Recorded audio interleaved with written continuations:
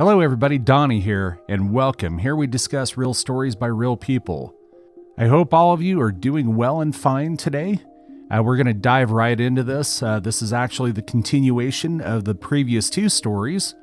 Updated, my sister kicked me out of parents' house, so I stopped the house mortgage. Now they're on the streets. Original post. I'm a 33-year-old female and single mom of a 5-year-old daughter. I've been separated from my husband since after delivery because he cheated on me during my pregnancy and the postpartum period. That's another story which I'll share in a later post. So I kicked him out of my life and moved in with my parents. 2 days back, I came home from work to find my younger sister Ava, a 29-year-old female, sitting with her heavily pregnant belly. She had moved to Croatia with her husband after their marriage. I was happy because she had been nothing but evil to me. She never liked me and there was no particular reason for her hatred. She considered herself superior to me and would manipulate our parents against me. Being the younger one, she would get away with her nuisance. Though she's younger than me, she is big and strong, while I'm petite and lean. If she grabbed my wrist, there was no way that I could free myself. Anyone who could see us could tell that I could never fight her physically. Yet my parents never believed me when I complained that she had beaten me. They would say, "She's your small sister." Oh my gosh, how could she beat you? So I remained distant from her and even avoided talking to her unless it was absolutely necessary. Luckily, I got the chance to move out for high school and it was such a relief. Now that monster is back in my life. Seeing her pregnant, I thought she was here for her postpartum period. I asked Mom how long she was going to stay. Ava heard me and shouted right from the living room, "I'm here to stay. Do you have a problem with that?" God, she hasn't changed a bit. She's still her narcissistic self. Mom told me that Ava's husband got a transfer back to the States. He has a accommodation from the company, but since Ava is pregnant, they think living with her parents is best for her. They can take care of her during pregnancy and after childbirth. I asked Mom if she had time to take care of her child. She meekly replied, "Yeah, I have to. Ava is still so young. How could she raise her child alone? She needs help." Good grief, she's 29 years old. I was lost for words. Really? Ava is 29 and she can't raise her child on her own? I was 27 when I delivered my baby. I handled my postpartum alone because my husband was busy cheating on me. My mom also didn't come to help me. She said that I should learn to raise a child. It's all part of motherhood. Now, when her golden child is pregnant, she's ready to become a nanny for her. Such a hypocrite. Lots of toxicity there. Their favoritism has always been evident, and that's the reason I have always kept my silence. When I got separated from my husband, I rented a house and didn't come to live with my parents. But Dad insisted I live with them. He said their house is too big just for the two of them, and besides, they would be there to watch over my daughter when I go out for work. Instead of paying rent for a separate house, I could live with them and pay rent to them. Seemed like a fair deal to me. Moreover, I was going through a lot of emotional turmoil to think straight. Pregnancy, postpartum, my husband's adultery, and the divorce, so when my dad offered support, I rushed to grab it. I moved in with them. I didn't face any significant problems living with them, just that the support he promised to watch over my daughter faltered. It was only a few times that Mom agreed to babysit my daughter. I had to call a nanny most of the time. She said that she couldn't babysit full time, so I should hire a nanny while she could keep an eye on whether the nanny was doing her job properly. She wanted to take control and take the role of baby monitor. I thought it was better to have Mom around than leave my daughter alone with a stranger, so I had a full-time nanny as well. So it's disheartening to see how Mom is circling around my sister, providing her with food, meds, and supplements. She never did that for me during my 9 months of pregnancy. She barely visited me 2 or 3 times, and only once after my delivery. Ever since I learned that Ava is going to stay here, I have an eerie feeling that they are up to something. I mean, how could they agree to let Ava move in permanently? We don't have that big of a house to accommodate them. I'm happy to move out, but my daughter is too small to be left alone without any supervision. Though my mom doesn't babysit her exclusively, I feel safer having her around. If I move out, I'd always have to have a babysitter at home, and I don't know how safe it is to leave a kid with a babysitter. I know I'm a clingy mom, but hey, I'm a single mother. The only hope in my life is that my daughter, and I know that I tend to be overprotective about her, but what should I do? She's my life and my lifeline. Now for the updates. Update 1. Thanks for all the advice. It helped me calm down my nerves. My most dreadful thought came true 2 days after my post. I came back from work to find my stuff being packed and kept on the front porch, and my daughter sitting by it. I asked her who did this, and she said that Aunt Ava had packed everything and made her sit there.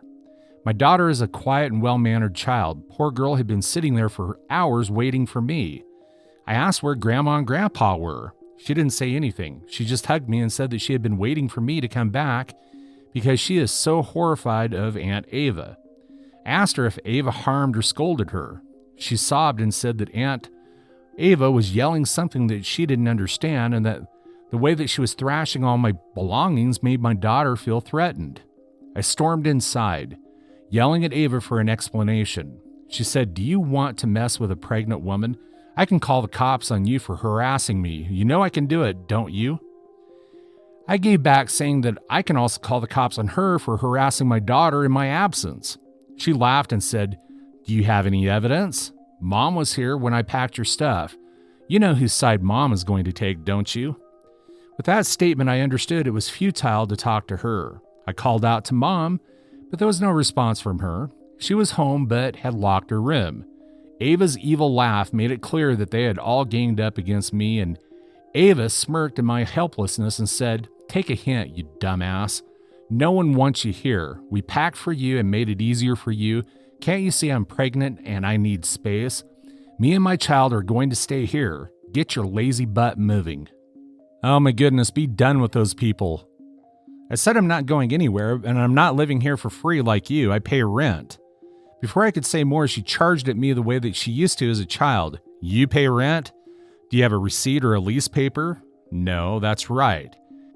"How long are you going to be a bum and suck at my parents' money? Such a loser. That's why your husband found peace in another woman's bed, because you're useless. Disappear now if you don't want to get punched in front of your daughter." My gosh. My daughter ran towards me and hugged me. She was petrified with all the shouting and chaos. So I loaded my car with my belongings and left with my daughter. There was nothing left to be discussed with. My parents were spineless in front of her. She wasn't lying when she said that Mom was there when she packed. In fact, Mom and Dad would have helped her pack my stuff. She's 7 months pregnant, and there's no way that she would have been able to lift or drag my wardrobe and heavy suitcases without their help. They are all in this together. Her husband has a decent job, and they can easily afford to have their separate house. So she came behind me and chased me out. She's adamant to make my life miserable. She let her husband live alone at his company's flat while she's here busy troubling me. I don't know what wrong I did to her that she treats me this way. And even my parents do not speak a word against her. I checked into a hotel for a week and searched for a place to live. It was very difficult to manage work and house hunting. Finding a house in a week's time is so impossible. One of my colleagues was looking for a flatmate. I requested her to let me in. No one wants a flatmate with a baby, but I assured her that my daughter won't disturb her, and I would move out as soon as I find a place. She was kind to let me in. I've been living with her for 2 weeks now. I have found a place within my means and within the circumference of my workplace and for my daughter's daycare by the existing tenant, which would take another month to vacate. I've made the bookings already, just waiting for it to get vacated. It's almost 3 weeks since I moved out, or rather got kicked out of my house. My daughter still trembles with fear that Aunt Ava would come hunting for us and harm us. My poor little girl is not able to describe what exactly Ava had done to her, but she sobs when Aunt was just yelling at her and staring at her with wide eyes and threatening to hit her if she cried. She still sobs and wets her bed, fearing Ava. I don't know how I can make her forget that incident. I feel so helpless seeing her get sad, remembering about that day. I still can't fathom how unsafe my daughter would have felt that day. She was traumatized in my absence. She's about to be a mother, yet she has no empathy for a child.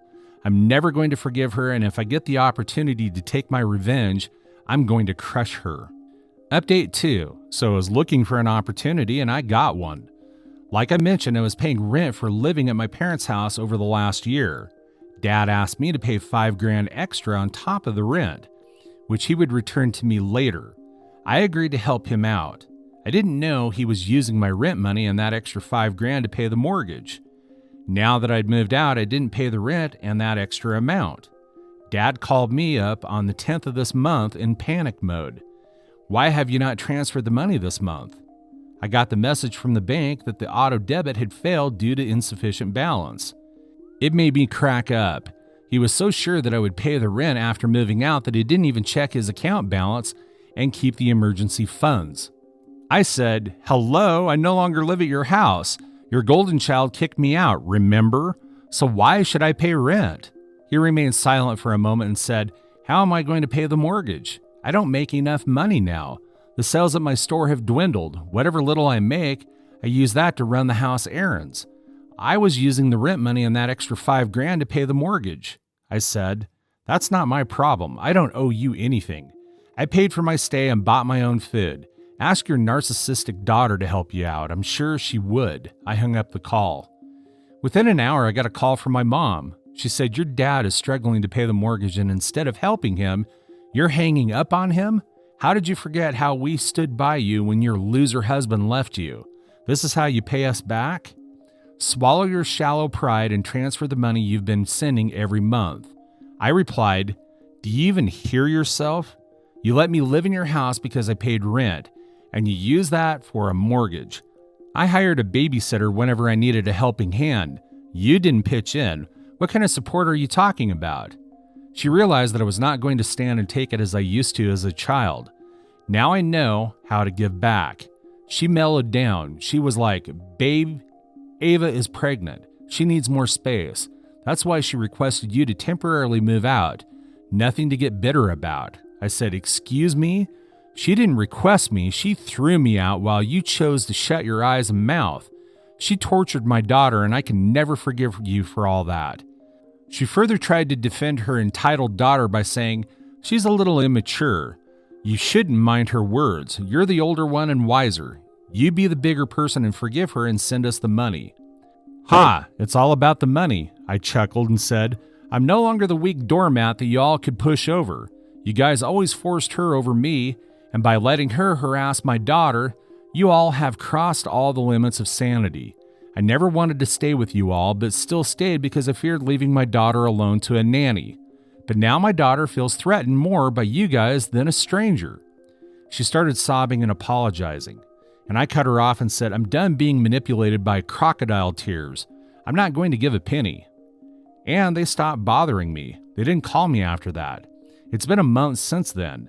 I think they are managing the mortgage on their own, or their golden daughter is helping them through it. I don't care what's happening in their lives.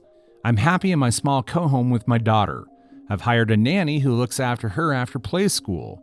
The nanny is a middle-aged woman who has a son 5 years older than my daughter. She brings her son along to play with my daughter. They have a good time together. It feels so blissful to come home to a happy and loving daughter. Life does get better. We just need to hang in there. Update 3. Hello, first of all, thanks for all the love and support. It means a lot to me. And second, sorry for not updating this thread often. 2 reasons for this. 1, I had no relevant update to post. I cut off all ties with my parents and narcissistic sister. 2, I was too busy with life. I got promoted this year, yay. But it comes with extra responsibility, of course extra pay too, so I got caught up with work and motherly duties. But I got an interesting update this time. Last week, Mom and Dad showed up at my work. They didn't know where I lived, so they showed up at my workplace. I told the security to ask them to leave because I was too busy to meet anyone. I could see from the window blinds that they were arguing with the security and not ready to leave. They looked fragile, and it seemed like they had aged by at least 10 years in just a year. Mom was carrying an infant in her arms. I guess it was Ava's child. It got me curious and I went out to meet them. They started sobbing on seeing me. They came to me as their last hope to save the house. Dad said that he could not pay the house mortgage for the last 7 to 8 months. Whatever savings he had, he used to pay for the initial 2 to 3 months after I left.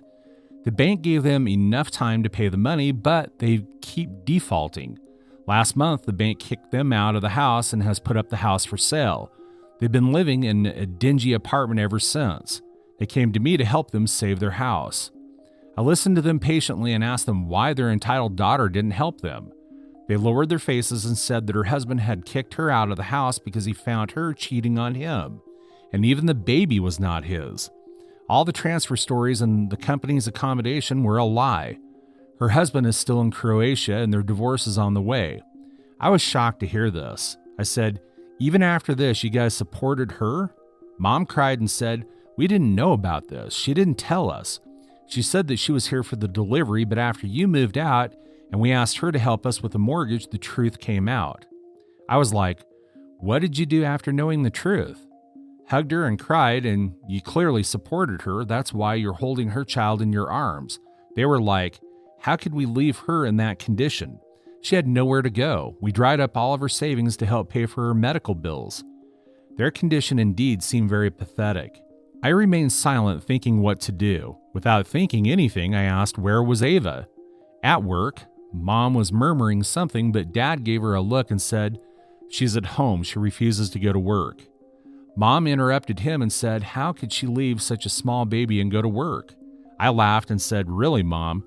You're still supporting her? Her baby must be 7 to 8 months old. Women all over the world go back to work, leaving their 6-month-old babies at home, and Ava is no different. Given the condition she is in, she should have taken a job much earlier." They further pleaded with me for help. I said I didn't have that much money to save their house. Dad said that if I could pay for the defaulted months, he could request the manager to stop the sale of the house and we could continue the remaining payments in monthly EMIs. I said, "I don't have that much money. I've used up my savings to pay the deposit on a house lease and for the admission of my daughter into elementary school."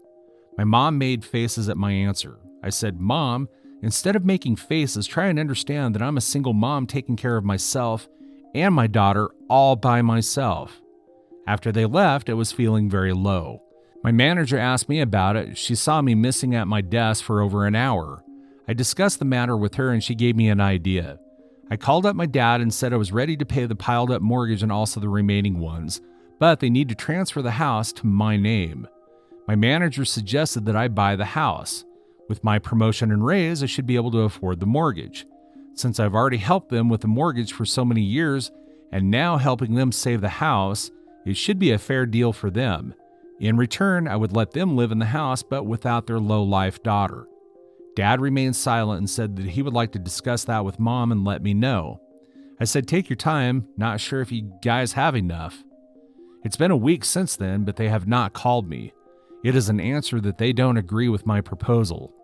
They're okay with seeing their house getting sold off and living in a shady apartment, but not letting go of their golden child and living comfortably. Good for them. They made their choices, and now they'll have to live by it. Today, while driving back from work, I thought of driving by my parents' house to see if the sale board was up.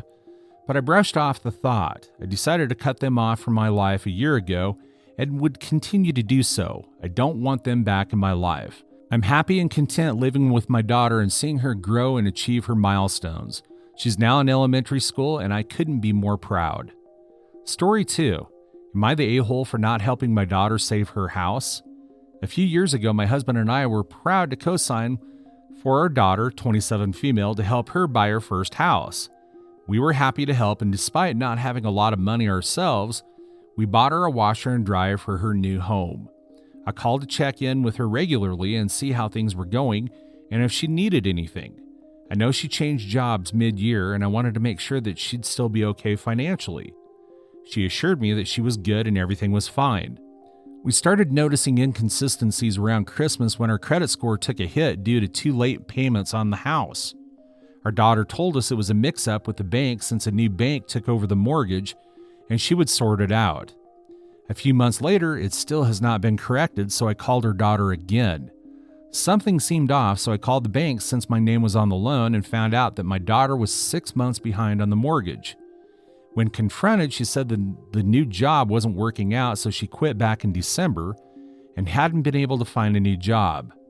I thought this was strange since we taught her not to quit a job until you have a new one in place and to be responsible. I also asked her why she hadn't come to us, and she said that she was embarrassed. We gave her some leads on new jobs because we couldn't afford to pay the full amount that she owed on the house at this point, and suggested she get a roommate. And if she couldn't get those things done, then we would have to see what we could do. It was a couple of months before she found a job. I don't think she even looked into the leads we gave her, but still had no roommate to help pay for the bills. At this point, we found out from her grandfather that she had taken a large sum of money from him during that first year, over $20,000, and had just asked him for more, but he said he was sorry and he didn't have more to give. We still have no idea what she did with any of the money, and she never told us about this. Our daughter continued lying to us about paying bills and has done nothing to help herself to save her home. The mortgage company said that they had sent her documents for a hardship extension, which she never returned. We finally made the decision to not take money out of her retirement, which was her only option, since her credit scores were now in the toilet because of this, and we can't get a loan to save the house.